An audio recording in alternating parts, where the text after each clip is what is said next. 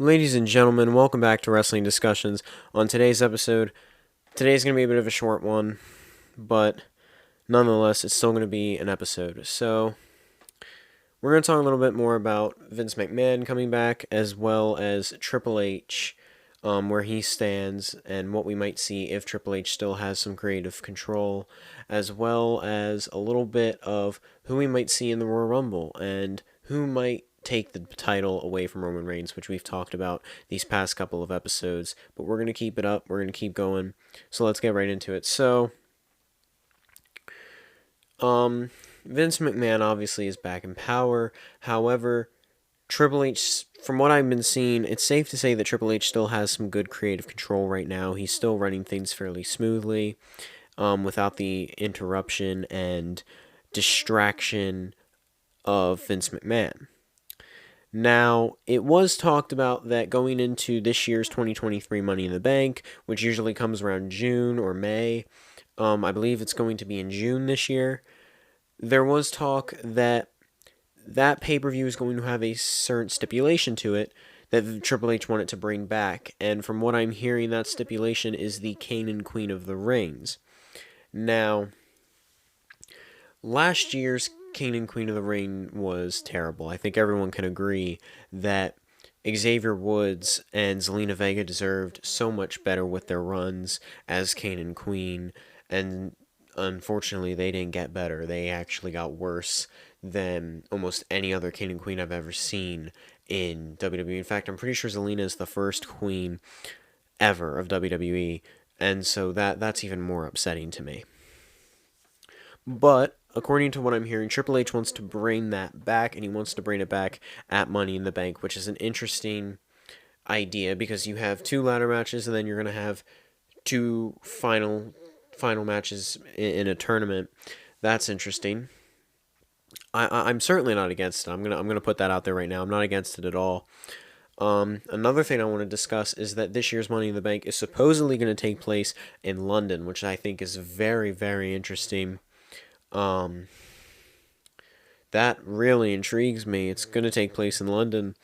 And again, this is just another chance, like Triple H was saying, where for WWE to expand, they went to Saudi Arabia, they went to Cardiff, Wales, and they are, ever since, have just been looking to expand more and more globally, nationally, all around the world. They want to expand their company, expand their franchise, and it's safe to say that, WWE, within doing that, they are the top company of all time. I don't care how good AW does. I don't care how good Impact does. You can never surpass WWE.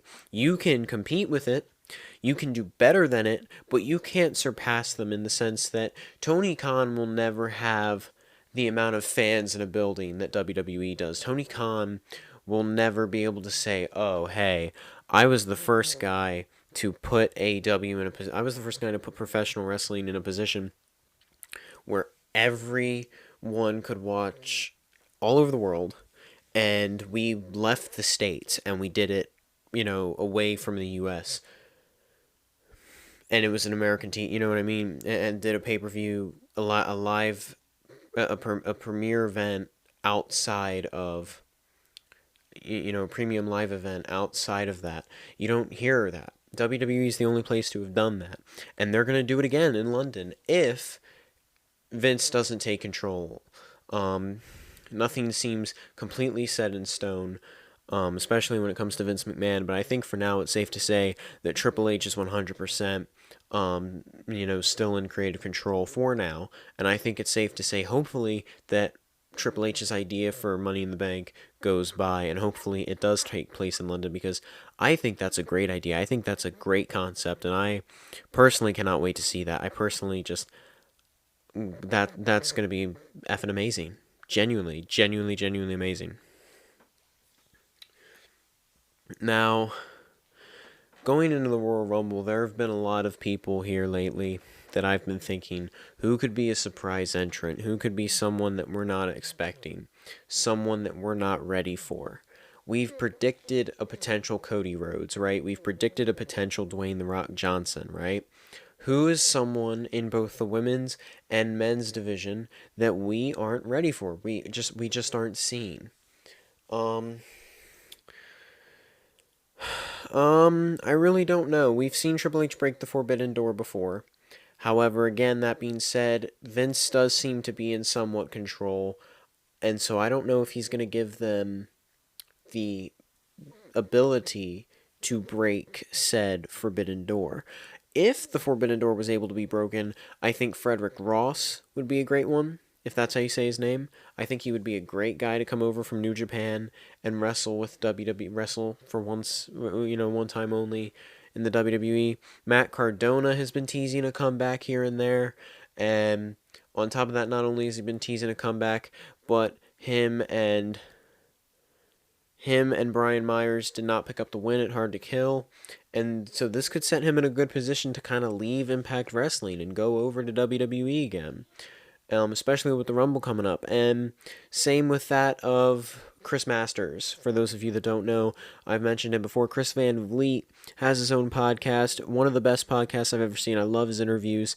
He interviewed Chris Masters recently, who wrestled, I want to say back a long time ago, back when John Cena was still kind of getting his feet through the door a little bit.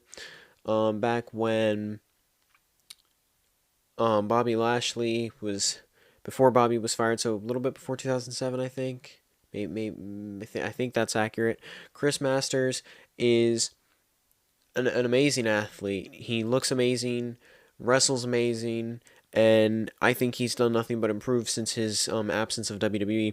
And he said it before, he doesn't want to make a full comeback. He doesn't want to come back and stay back because he thinks his time is done, but he does, in the WWE at least, but he does want to, he said this on the podcast with Chris Van Vliet, he does want to return. He wants to come back at the Rumble, and knowing Triple H, if Triple H is given the power, the opportunity to do so, I think without a doubt Triple H will give that power and give that opportunity over to that of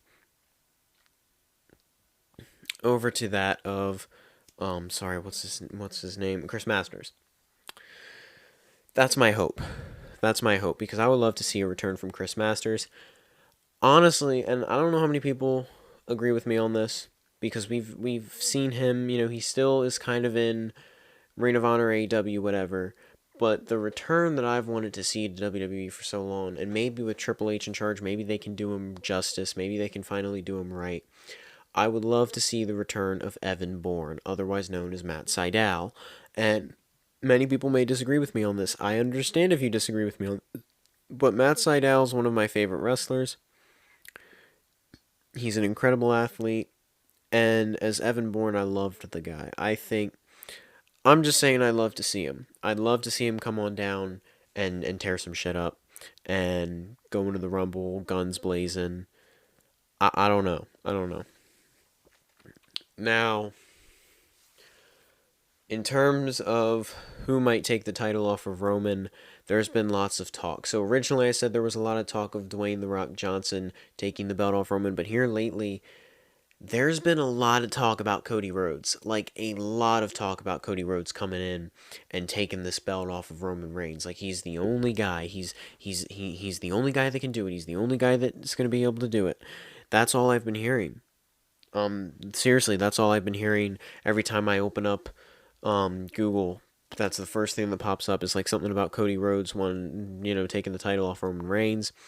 And I don't think it's impossible. I think it's a little early. I personally, I do. But, I mean, we've seen it before, right? We've seen Edge come back and get injured and then win the Rumble, like, on his return, and then fight Roman at WrestleMania. However, this time, I think if Cody wins and he fights Roman at WrestleMania, first of all, don't get anyone else involved. Keep it Cody versus Roman, unless you get Seth Rollins involved, which could very well potentially happen. However, I think what could happen is I think they could split up the belts. I think Roman Reigns could lose the WWE Championship to Seth Rollins. And I think Cody Rhodes would target the WWE Championship, not the Universal Championship. However, all this being said, I think Cody Rhodes is a good pick. However, the person I desperately want for them to put over in this is Seth Rollins, because Seth Rollins has this story with Roman Reigns. It has nothing. Listen, it has nothing to do with Seth Rollins and his wrestling. The dude, first of all, I'm not saying the dude can't get it done in the ring. I love the guy. Of course he deserves it. I'm simply saying though that I'm not trying to be a Seth Rollins kiss ass. I'm saying that I think it genuinely makes sense. These two fought in 2022 at the Royal Rumble.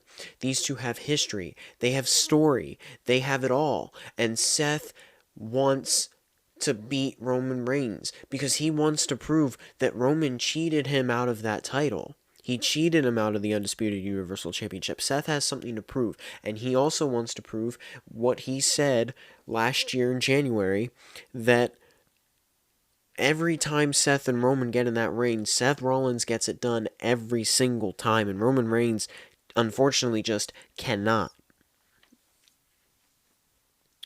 All that being said, though, there have been speculations of Randy Orton coming back. Again, I shut them down. He's not coming back at least until close to the end of the year, maybe middle of the year, but not for a while. He's definitely not coming back at the Rumble. So sorry for anyone that thought he was. I'm gonna be honest, ladies and gentlemen. That's really all I've got for this episode. I know it's a short one, and I'm really sorry, but that's really the only topics I have for the tonight's episode. I promise tomorrow's is gonna try. I'm gonna try and make tomorrow's a little longer. But again, thank you all for tuning in. Thank you all for joining me on this episode, joining me on this journey as always, and I'll catch you guys in the next one. Peace out.